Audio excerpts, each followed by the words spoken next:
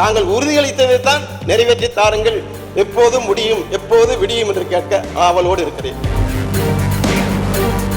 விடியது காலையில 6 மணிக்கு விடிச்சுதான் வந்திருக்கிய. நல்ல விடியல் ஆயிடுச்சு. இப்போ தமிழகத்தின் பல்வேறு மாநகராட்சியில் மதுரை மாநகராட்சி 2வது பெரிய மாநகராட்சி என்பதை மாண்புமிகு நகர்ப்புறத்துறை அமைச்சர் அவர்கள் அறிவார்கள். அந்த வகையில் மதுரை மாநகராட்சியின் விரிவாக்கப்பட்ட பகுதிகள், குறிப்பாக பாதாள சாக்கடை திட்டம், வைகை வடகரை பகுதி, திருப்பரங்குன்றம் தொகுதி உள்ளிட்ட தென்கரை பகுதி என்று 2ஆக பிரிக்கப்பட்டது.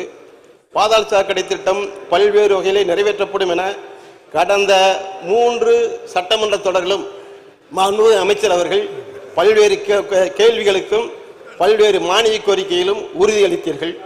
தொடர்ந்து அந்த தென்கரை பகுதி, வைகையின் தென்கரை பகுதியில் விரிவாக்கப்பட்ட பகுதியில் இதுவரை பாதாள சாக்கடை போடாத காரணத்தால் பாதாள சாக்கடைகளும் போடப்படவில்லை. அதை குறித்து சாலைகளும் போடாமல் சீர்விட்ட நிலையிலே, சீர்கெட்ட நிலையிலே திருப்பரங்குன்றம் தொகுதியும் அதை சுற்றியுள்ள சட்டமன்றத்தில் உறுதியளித்த அந்த தீர்மானத்தை நிறைவேற்ற வேண்டும், உறுதியளித்ததை நிறைவேற்ற வேண்டும் கூட எங்களுடைய எதிர்க்கட்சி தலைவர் ஆலோசனைக்கிணங்க முன்னாள் மாண்புமிகு அமைச்சர் என் தங்கமணியுடைய தலைமையில் மிகப்பெரிய போராட்டத்தை, மக்கள் போராட்டத்தை நடத்தினோம்.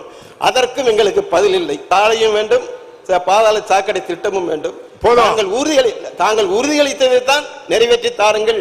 எப்போது முடியும், எப்போது விடியும் என்று கேட்க ஆவலோடு இருக்கிறேன். விடியது காலையில 6 மணிக்கு விடிச்சுதான் வந்திருக்கிய. நல்ல விடியல் ஆயிடுச்சு. இப்போ புஷ்பா நேஷனல் நினைச்சியா? இன்டர்நேஷனல்.